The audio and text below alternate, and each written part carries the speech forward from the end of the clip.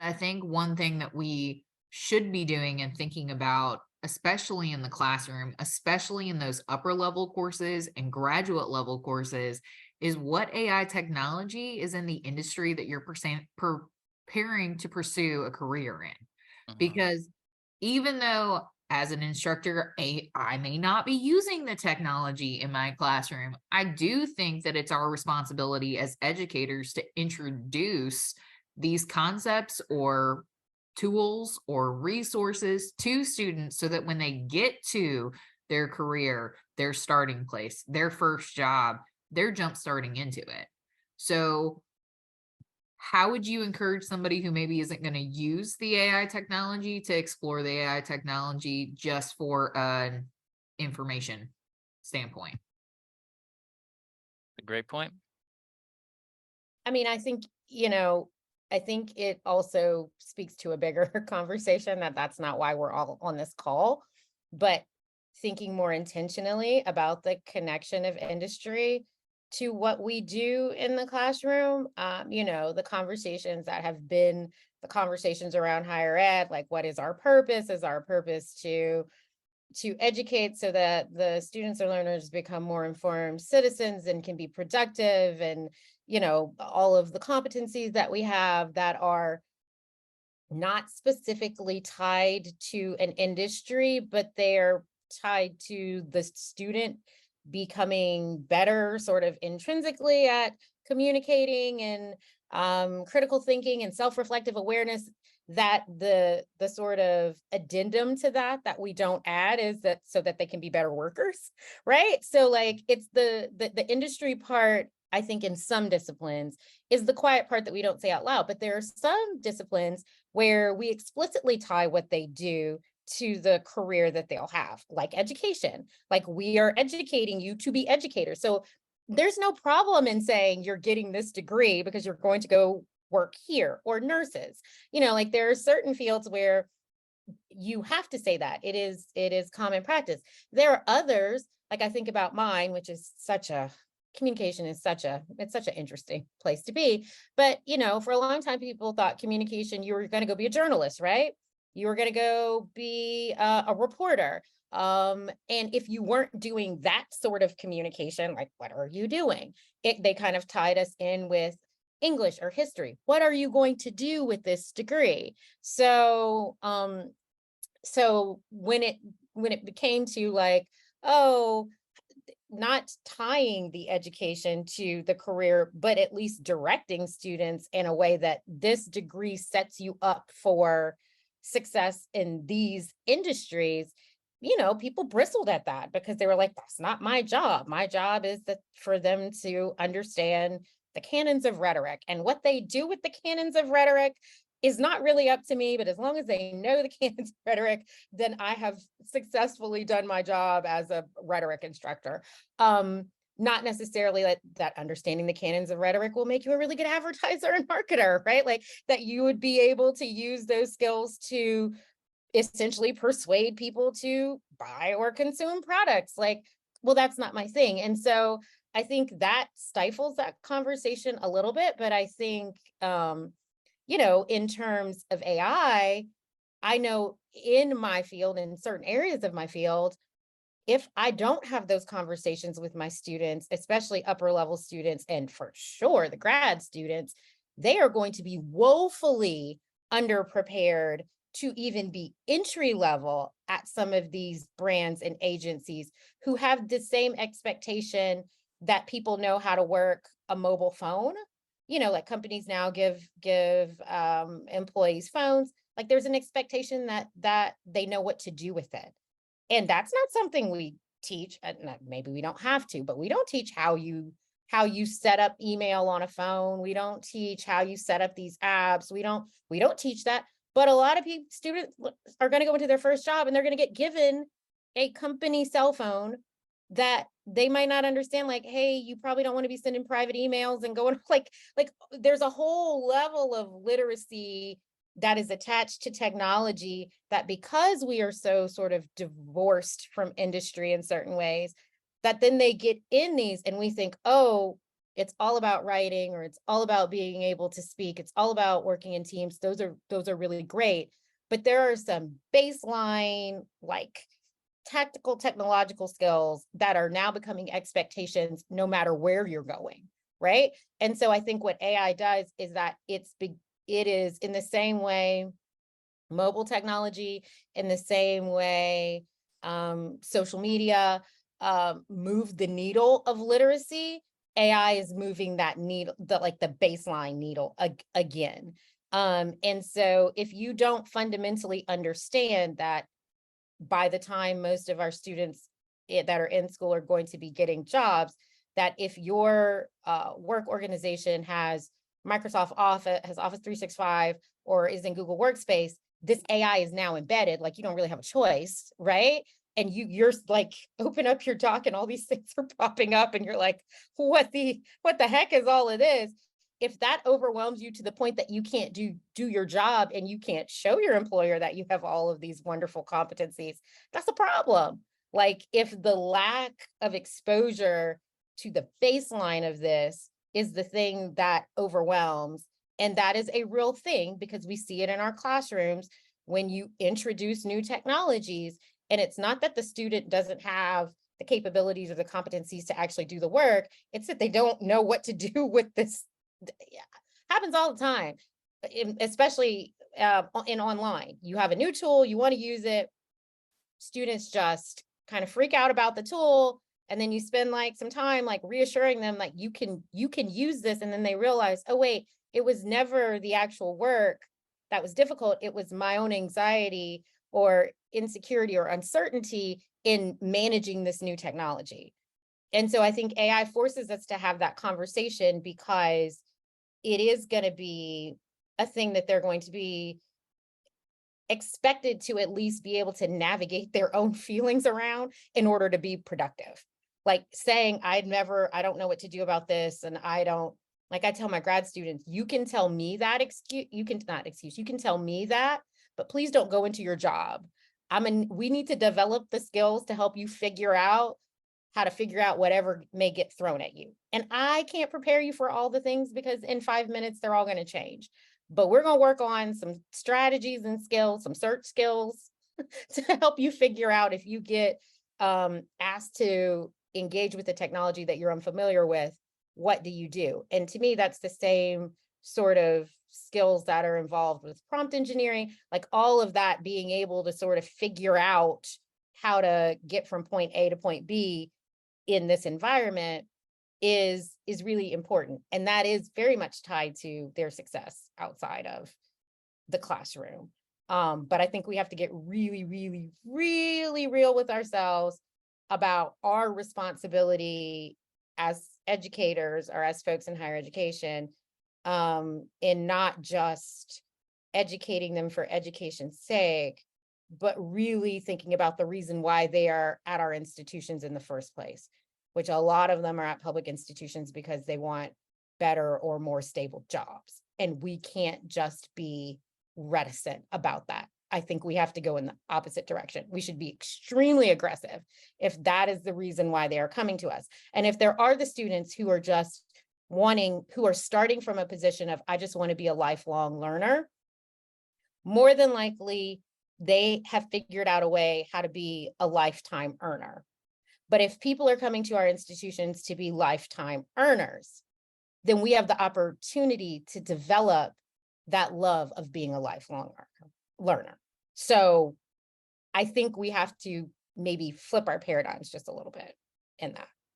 So I love that, Elizabeth. And I also think that it brings up the important point of if we're re-engaging with adult students, which is the whole point of Compete Louisiana. And it's a great way to grow our enrollments by engaging adults who live in the state, who have some college experience, but no bachelor's degree yet. We're also making the assumption that they're not coming in already using AI technology. And so how can we dictate or tell them not to, especially if it's come to be something that they rely on in their workplace to help them be productive, to create the time to go back to school and finish the degree? I was thinking about this pretty recently because I was trying to, again, thinking about things from the learner's perspective. I was trying to think, okay, if I were going back to school, what boundaries would I put on myself for using AI? And this came up for me because I have a very good friend who is getting an online MBA right now, who has gotten very, very into AI, and not so much for writing things for her, uh, but using it as a co-writing tool, as a prompting brainstorming tool, as ways that she's looking to see how she can use this in business. She is the owner operator of a small nonprofit that does fantastic work, but it's literally just her. And she keeps thinking about, like, part of why she went to business school is to figure out like how to make that work. And what keeps coming up for her is AI tools. And how is it that we're going to tell her exactly this? You can use and should use AI tools in your single person consulting nonprofit that is doing amazing work for the community, uh, but not in your schoolwork.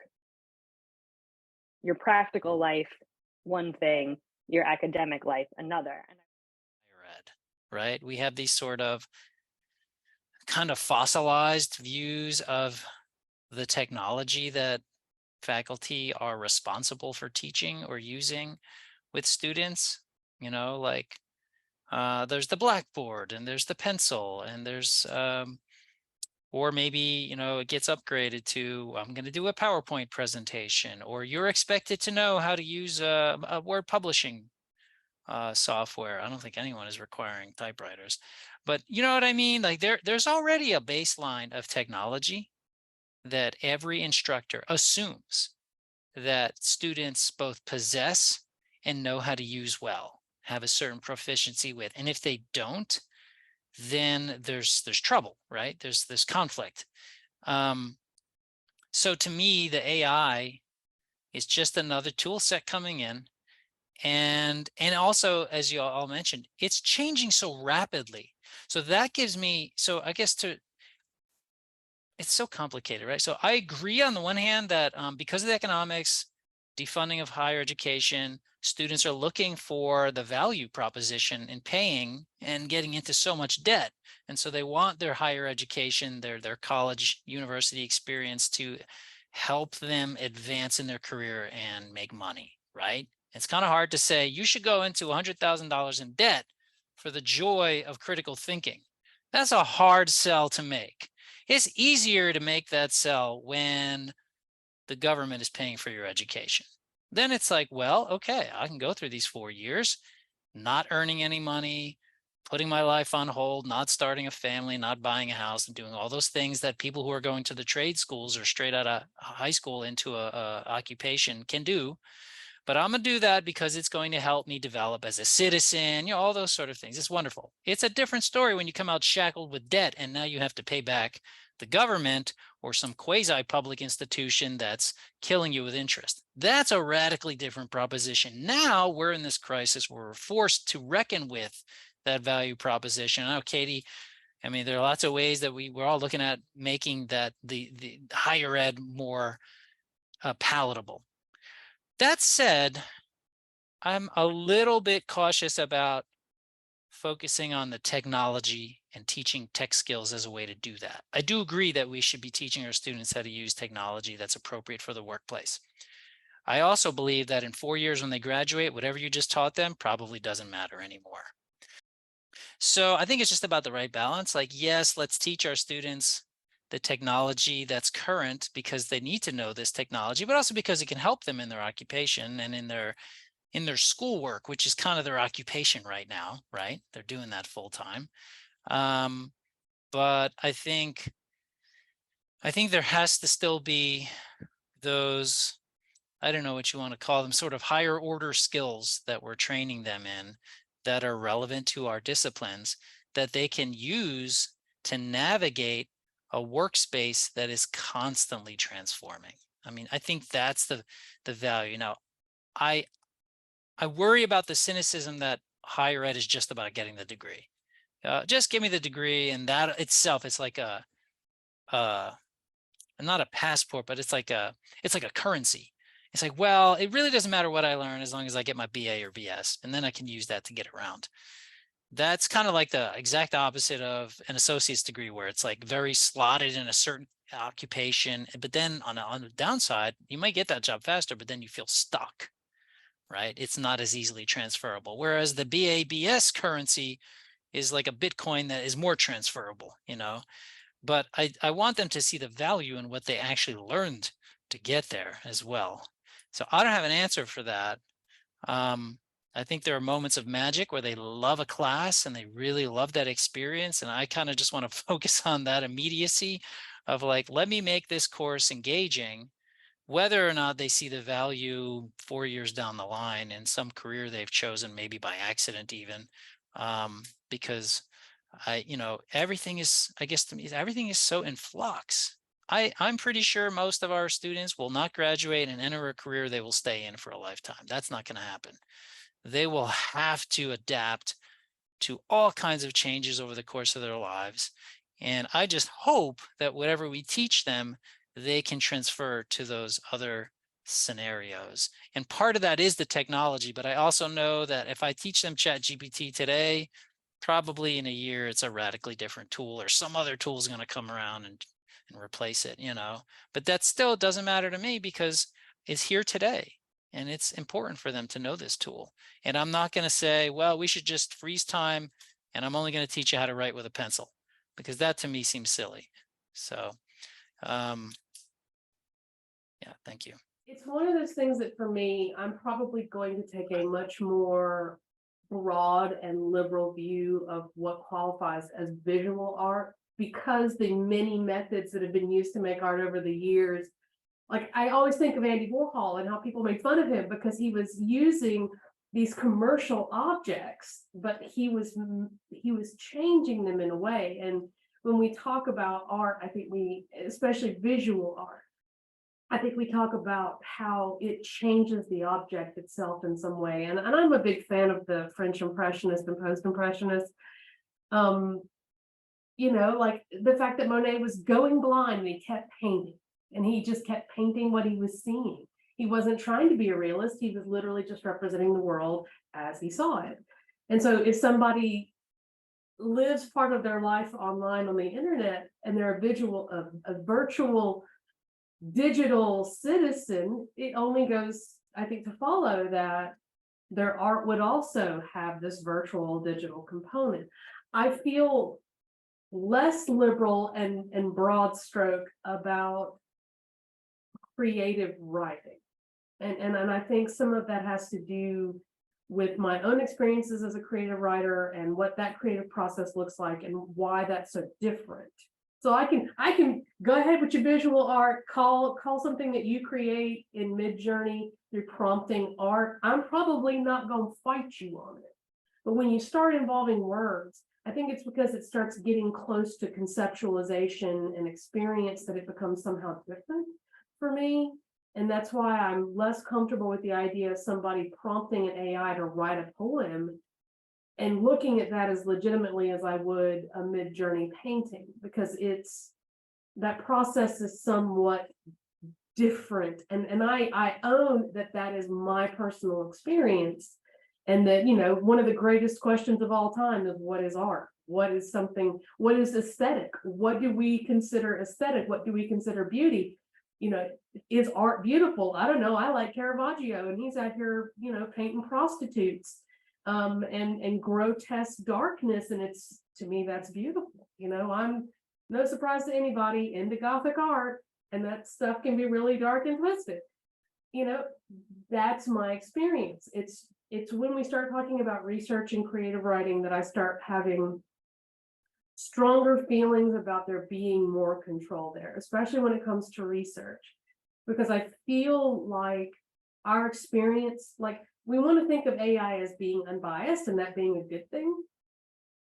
But I don't necessarily think that that's a good thing, because I feel like that lack of understanding of context and bias is what makes human facilitated research that much more interesting. Is it being filtered through our lenses of experiences and statements of positionality, and that we do research that has value because we understand intersectionality has value as well. And And that's why I am with the ethicist here. When you start talking about things that you're going to publish, especially where you're going to publish quantitative or qualitative data, regardless of what it is, that has to have human intercession. That needs to be human monitored for a variety of reasons. Say that wordsmithing and communication is one of my skill sets, and I can't explain to you how much I have benefited from generative AI taking the wordsmithing off of my plate, because it takes me 25 minutes to compose a really good, thoughtful email with clear instructions, because I want to make sure that I am clearly communicating what I want. I can put a prompt into a generative AI and get just as clear, if not clearer, an email, a letter, a memo, and I've just saved myself at least half an hour of wordsmithing. And it's not that I can't do it, and it's not that what I would have produced wouldn't have been similar, same level, same quality, but the time that it took ChatGPT to pump something out in less than 5 minutes is, I can't even describe the value, especially all of us that don't have like office associates to help with this work, student workers to help supplement. And so I'm with you. It's a lot of big questions, especially around creativity, but right now the time saving aspect is just beautiful. Whitney, I have a question for you. So as the classroom learning technology point person on your campus, and in addition, being a faculty member in the Department of Education and working with future teachers and future educators, what does the conversation look like for you when you're talking to your colleagues and your students about the impact of AI in the classroom and in its future? Well, the overwhelming feeling I get back from any conversation is they're not sure what it is, how to use it effectively in the classroom, and how it's going to impact their teaching and their students' learning. So those are the main questions that have been coming up, is basically, how will this impact me? How will this impact my students? Everyone generally seems to want to learn these things, which is great, because a lot of things in education, people aren't willing to learn the new things that come up. And, so some students go advanced with it, with teachers who dig into it, and then others don't. So at least I see, there's more interest across the board. New teachers, old teachers, experienced teachers, novice teachers. And with my students, most of mine are freshmen, sophomores, like in spring, I had to tell them that it was even out there. They didn't know. And so that is not going to be an issue going forward, I don't think. The students will now know. And so the conversation has to shift. My thing was basically, here's an introduction to something that's going to impact you when you get into the classroom. So now that conversation has to shift as we figure out how it's going to impact. We have to start talking to them about ways that they are going to need to harness it, how they're going to need to approach it with their students.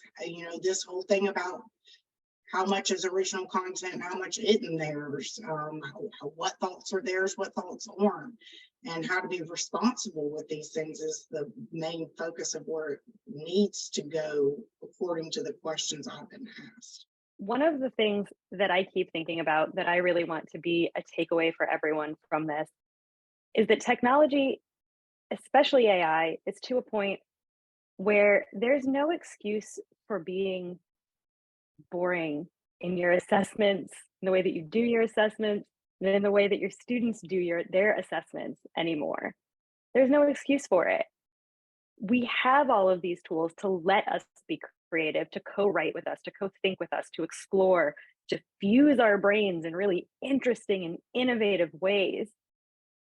What are we doing not using that? What a disservice to our students.